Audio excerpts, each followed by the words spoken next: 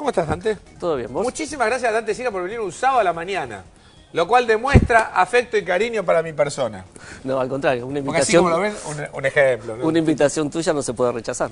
Me acaba de decir algo muy interesante, que lo estábamos charlando después con Camilo, pero él me dijo, claro, ¿por qué tantos productos de, ¿cómo se llama? De Perfumería. cuidado doméstico, perfumería? Exactamente. Y era porque está cayendo la venta. Está cayendo. Cuando vos mirás en el consumo, solamente hay 3 productos que crecen, que son frutas y verduras, alimentos Sí, básicos, alimentos básicos, digamos. y electrónica, que es refugio de valor. Claro. Después está lácteos y panadería, está estable, y todo lo que es perfumería, textiles y todo lo demás que tiene que ver con el cuidado personal, etcétera, está cayendo. Entonces, claro. Si vos congelás, es como que direccionás la demanda para que gente diga congelado, sinónimo de barato, y se va de cabeza ahí. Claro, pero y eso es interesante, ¿no? Le decíamos también con él.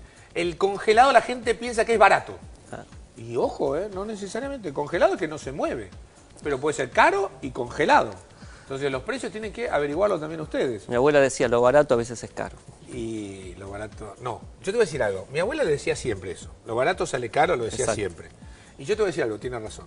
Lo barato termina saliendo caro. Porque se te rompe rápido si es un producto. Tal cual. ¿Te acuerdas cuando éramos chicos? Que comprabas en la calle, en los semáforos, los productos chinos. Sí. Yo me acuerdo compré unos destornilladores que el día que los limpié me acuerdo que era con nafta, se derritieron directamente. Era un desastre, no andaba. Yo siempre digo que la relación tiene que ver con la calidad. Si a mí me pagan muy poco, yo tengo expectativa que dure poco. Obvio. El problema es cuando pago mucho y dura poco. Ahí me muero. Sí, sí, porque ahí te rompe la expectativa. Ahí te rompe la expectativa. Bueno, 10 años. Sí. Década ganada, década perdida. No sé si es un debate muy interesante. ¿A vos te parece como debate interesante o no? No, porque, a ver, yo no daría ese debate. Primero, el gobierno nos llevó a mirar la década del 2003 al 2013, cuando económicamente la década hay que mirar 2002-2012. ¿Por qué? Porque en el 2002 hubo un cambio de régimen de política pública. Pasamos de convertibilidad a todo el paquete de medidas que se tomó el gobierno en los primeros 6 meses, estoy hablando del gobierno de la salida de Duhalde, y cambió el régimen de la convertibilidad. Y en el 2012 vuelve a cambiar el régimen de política pública. Claro. ¿Por qué? Porque pasamos de mercado libre de cambios a control de cambio. Pasamos de política comercial a administración total del comercio.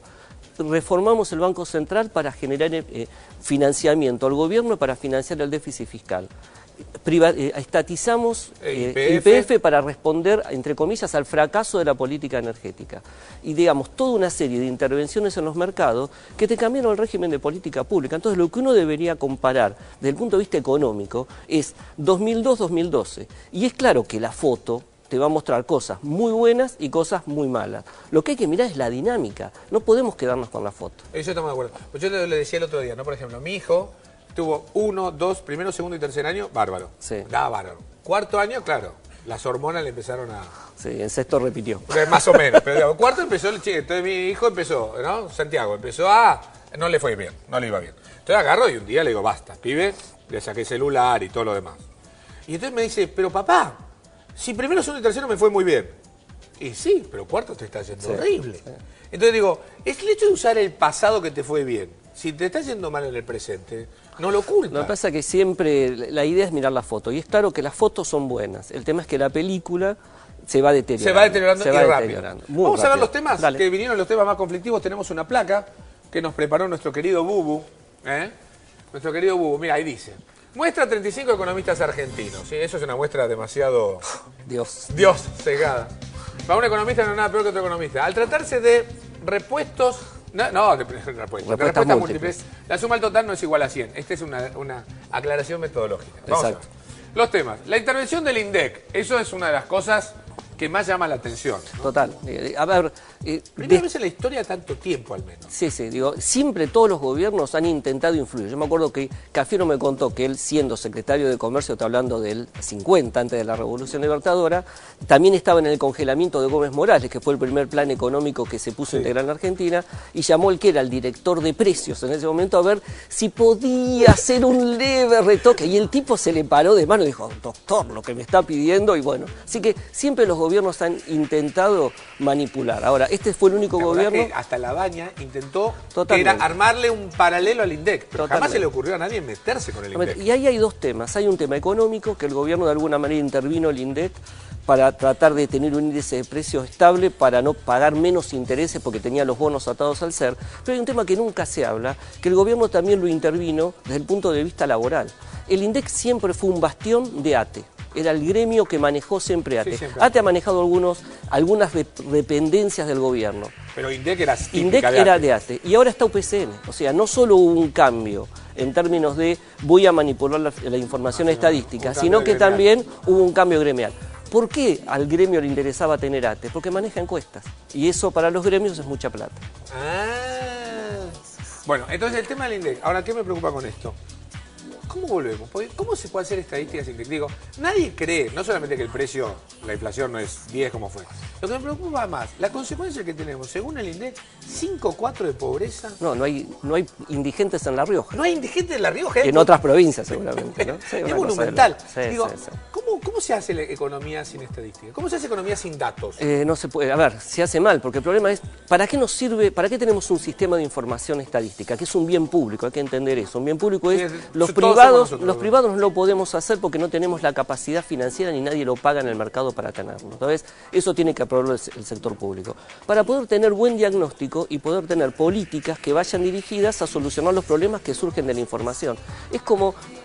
a ver, el que no tiene información es como un ciego, digamos, es como que no sabes dónde estás. Es como tu hijo que lo tocas la fiebre y decís, che, ¿tendrás fiebre? Como no te el termómetro decís, la madre dice, tiene 40, el padre dice, nada, debe tener 38. Sí, no es lo mismo darle un geniol o darle... O salir corriendo al hospital. O darle un ibuprofeno. Claro. Te cambia mucho. Totalmente. Entonces estamos a ciegas. Estamos a ciegas en muchos sectores y tenemos la visión de una realidad distorsionada.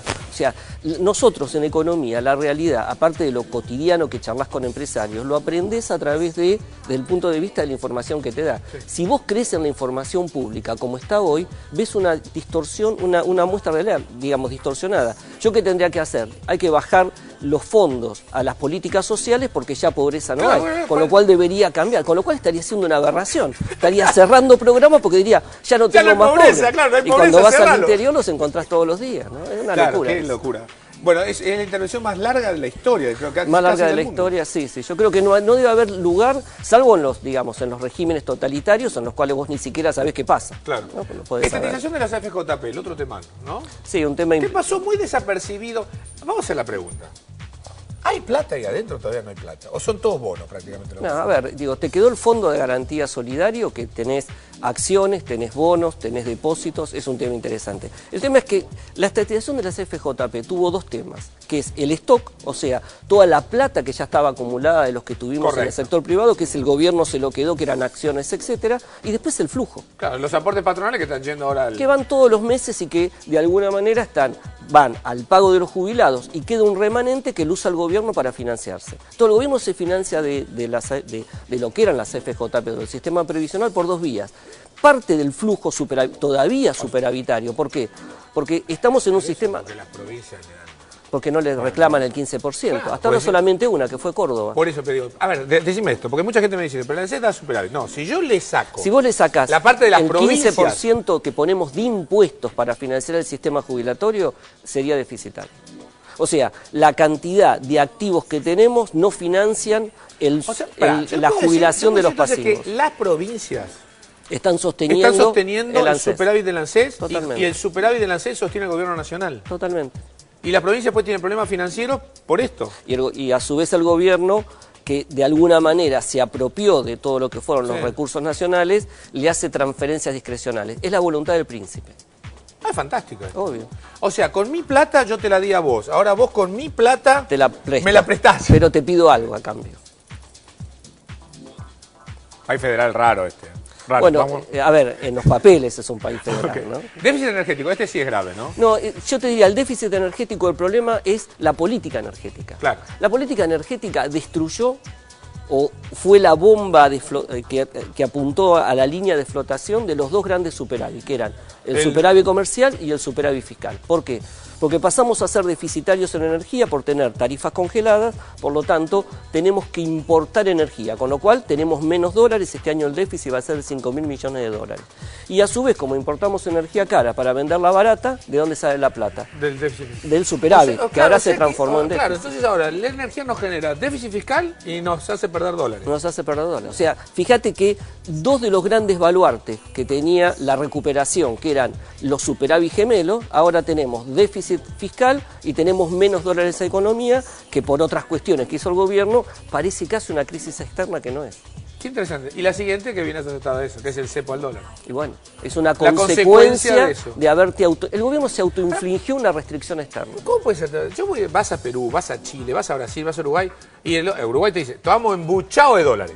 Dólares sobran. En todos lados sobran. ¿Qué hace Argentina tan maravilloso para que los dólares acá falten? Argentina logró, digamos, entre el 2008 y el 2011, hacer que el tipo de cambio se abarate. ¿Por qué? En términos reales. ¿Por qué? Por la inflación. El gobierno solamente tenía dos anclas para contener la inflación. El gobierno nunca reconocía la inflación. Tarifas y dólar. Entonces la devaluación del tipo de cambio era menos que la mitad de lo que era la inflación. Claro. Con lo cual, el tipo de cambio se empezó a apreciar. Para la gente empezó a ser barato, a darse cuenta que el dólar era barato. Entonces, ¿qué hizo? Como tenía inflación, la gente, acordate, no demanda dólares para ganar plata. Demanda dólares para no perderla. Absolutamente. Porque como y comprar dólares no es como una estrategia para ganar, es una estrategia para no perder. Es una defensa. Vos te defendés de la inflación en un país que no tiene instrumentos en el mercado de capitales comprando algún dólares o alguna divisa que no pierda valor. Lo peor es que en el último año, el que compró dólares, como decía Sigo, le fue bien. Ganó. Ganó. Al revés. Al revés, ganó. Entonces, digo... Claro, ahora, de hecho, el tipo quedó así. Vamos a lo rápido. Te queda. Esta activación de IPF está vinculado con lo de la energía, claramente. Modificación de la Carta Orgánica. Eso es para... Démosle esto. Esto me interesa mucho, que la gente lo ve muy lejos. Pero es la modificación de la Carta Orgánica del Banco Central. ¿Qué hace el Banco Central? Es el que emite. Exacto. Y tiene libertad de emisión ahora. Totalmente. Vos pensás que este año el gobierno va a emitir por sobre las necesidades que la economía le demanda para poder llevar adelante las transacciones, 90.000 millones de pesos más. O sea, ¿cuánto? 90.000 millones de pesos más para financiar al Tesoro. El año pasado fueron 100.000. 900 millones de billetes de 100. Más o menos dando vuelta en el mercado. Con lo cual vos tenés más pesos. Todavía no lo sacamos. No lo sacamos, ¿no? Habría que sacar a 10 kilos el... ¿Cuántas Samsonite serán esto? Perdón, la marca. Digo, pero vos vas a tener... 90.000 millones de pesos más. Vos pensá esto, el argentino está atrapado en pesos. Entonces tiene pesos que se van perdiendo el valor. Vos acordate esto, 100 pesos del 2007 hoy son 30 pesos en poder de compra. Entonces, vos tenés pesos que no los querés y te los tratás de sacar de encima, porque tenés más pesos de los que necesitas para llevar adelante las transacciones. Con lo cual hasta la gente demanda menos peso, con lo cual la velocidad se va... Bueno, ese es el miedo, digamos. El miedo de que la inflación pueda dispararse más es que lo que nosotros llamamos en economía la demanda de pesos caiga. ¿Qué quiere decir? Que la gente quiera, cuando viene el peso, sacárselo rápidamente de encima. Con lo cual, wow. Vos hoy tenés mucha liquidez, porque las que están en pesos son las empresas que, mientras ven qué pueden hacer, si le dejan girar, se estacionan en depósitos. Claro, nada más que eso, un Exactamente. ratito. Tenemos 7 canjes de deuda y salida del default. Ahora va a venir en algún momento viene... Yo creo que tiene que venir el fallo. Da la sensación que va a ser, nos van a tirar de la oreja, pero favorablemente. Crecimiento del gasto público, que es lo que veíamos nosotros. Bueno, la asignación universal por hijo. Para mí es una de las grandes políticas que este gobierno puso en marcha. Correcto. Y es más, debería tener un tratamiento mucho más universal y yo creo que debería estar fijada por ley. La gente piensa que esa política generó el déficit fiscal y nada que ver. Toda la política social del gobierno, la política inclusiva que ataca la indigencia, la pobreza, son 2,5 puntos del PBI. ¿Sabés cuánto son el subsidio a la energía y al transporte? 4 puntos del PBI. Entonces, el déficit no te lo explica la asignación universal por hijo. Esto es lo que tenemos que mantener a futuro. Claro. Porque el problema es que nos están subsidiando en Capital y Gran Buenos Aires la electricidad y el gas. Que yo cuando voy al interior de las charlas siempre hago la broma, ¿no? Porque muestro la parte de los subsidios del transporte y digo, 1,75... Bueno, el colectivo. Y Rosario está furioso, está en 3,50. Córdoba está 4,20. Córdoba está 4. Bueno, son 3 veces en el interior. Por eso digo, los subsidios no solamente son un problema que te genera una distorsión social, sino también una distorsión geográfica, porque están concentrados en Capital y en Gran Buenos Aires. Ahora, ¿quién nos va a tocar en un año electoral? No, pero es muy interesante, porque el subte, por ejemplo, tenemos un recurso de amparo para que no suba a 3,50. Una locura. Y el subte de 3,50 en Capital es más barato que la mayoría del colectivo en el interior. Pero aparte, es un delirio. No, pero digo, aparte estemos en claro que ya tenemos la información suficiente, las empresas, el gobierno, para poder direccionar, en el caso de la energía, el subsidio a la demanda y no la oferta. A ver, el subsidio de la oferta estaba bien en el 2001-2002 cuando nos desbarrancamos y todo el mundo cayó en términos de ingresos. Correcto. Ahora, vos ya tenés capacidad para focalizar y decir, bueno, hay las familias que reciben la asignación universal por hijo, les regalo la electricidad. No tiene sentido estar subsidiando cross the board, digo, a todo el mundo. Es una locura. Es una locura. Retención a las exportaciones, que está ahí abajo. Vos sabés que el otro día hice el cálculo. El año pasado la recaudación fue 680.000 millones de pesos del gobierno nacional. Retenciones 60.000. Retenciones a la soja, 36.000 millones de pesos. Ya no es tan relevante la recaudación. A ver, todas las Todo retenciones... el mundo piensa que es un montón y no es tanto. A ver, se acabó el modelo de transferencia. Todas las retenciones te financian toda la política social. Son 2 puntos y pico del PBI. Punto. Entonces, por eso es tan todavía, te diría así, malo el subsidio a la energía. Porque te exige recursos que tendrías que estar destinándolo a lo mejor a infraestructura.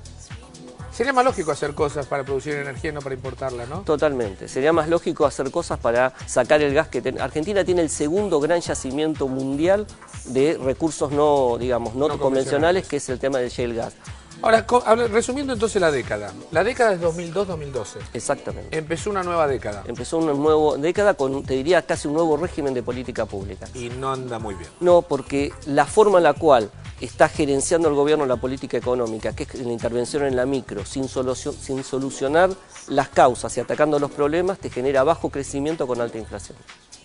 Después de octubre, ¿puede haber cambios en la política económica? No creo que mucho, porque depende mucho del gobierno. Si uno piensa que el gobierno se va a cerrar sobre sí mismo, se va a abrir. Yo creo que el gobierno puede tomar algunas medidas de política que quiten un poco de presión, pero en el fondo no va a cambiar la forma que gerencia. El gobierno se siente cómodo con el poder político que tiene administrando los mercados. Para el gobierno, vos fíjate, la inflación no es un problema económico, es una cuestión política, que son las grandes corporaciones que, entre comillas, quieren desestabilizar.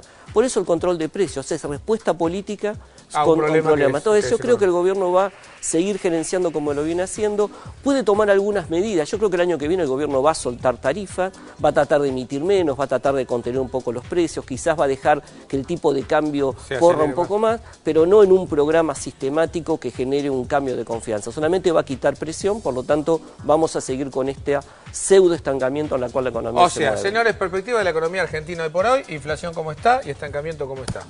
Es lo que hay. Esto fue una evaluación que hicimos con Dante Sica de los cambios. Tengan en cuenta esto que le estamos diciendo. Cuando uno está comparando la economía de este año y que parte del año pasado, no es la misma política económica que había hace años. La política económica que hubo 2003, 2007, 2008, 2009 no es la misma política económica que hay ahora. Son dos cosas distintas y por eso los debates son distintos. Que haya una continuidad de gobierno no significa que haya una continuidad de política. Y esto es un poco lo que quisimos charlar con ustedes con Dante Sica. Quédate que tengo un mail. Dale. Quizás hasta me das una mano con este mail. Acuérdense que ya pueden enviarnos en vivo. Buen día, Tomás. Soy de Armstrong, Santa Fe y quiero saber qué hago con unos dólares que tengo ahorrados. Me da un poco de miedo a la fuerte baja que está teniendo el blue. ¿Vendo los dólares o espero? Bueno, ¿qué tenés que hacer? En realidad el blue ya dejó de bajar. El blue bajó a 8,80, pero ya va a estar ahí, no va a bajar mucho más que eso. Ese es el valor que está teniendo. Entonces la decisión pasa más por tu necesidad. No andes especulando con eso. El blue no va a bajar más de 8,80, 8,70. No va a bajar más que eso. A 7 le compramos. A 8 le compramos. Tenemos una amiga en común que le compramos a 5. No, es una anécdota, después no importa. Te cuento. Así que tranquilo, decidilo en función de eso. El dólar no va a bajar mucho de lo que está ahí en los 8,80. Más bien, si vos me decís a mí, lo retenés un par de meses, yo lo estoy viendo sobre todo, como te dije, el mes de julio, subiendo de nuevo el dólar blue seguramente. Vamos a una tanda y enseguida volvemos. Muchas gracias, Dante Sica. Gracias a vos por invitarme.